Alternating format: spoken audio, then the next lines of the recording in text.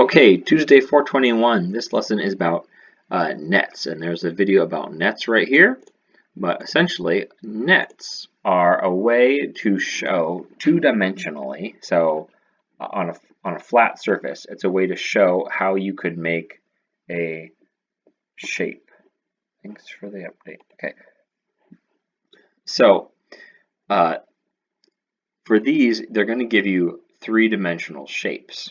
Okay, and you have to look at these examples down here and imagine what these shapes would make. Imagine that these were paper cutouts is the easiest way to describe it. Imagine these are paper cutouts and you folded them all up.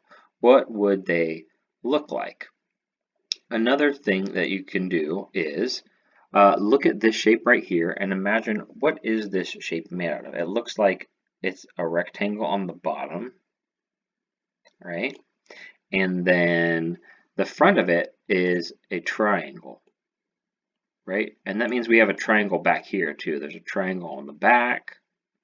And then this green thing over here, there's a rectangle on the side. This is like a tent shape. You got a green rectangle over here. You can't even see that. You got a green rectangle right here on the side, and then there would be another green rectangle down here, right? This is like kind of like a tent. Visualize a tent, like an A-frame tent. Well, then you go down here. Well, look, we had 1, 2, 3 rectangles.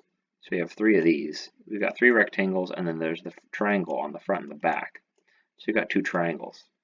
So one way you could match them up is just to go through here and look where you have that. This is the only one right here. C is the only one where you have 3 rectangles and 2 triangles on the front and the back.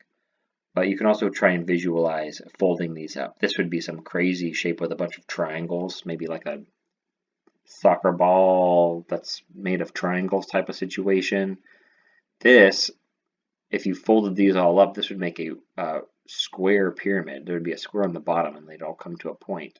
This would be a triangular pyramid or like a four-sided dice.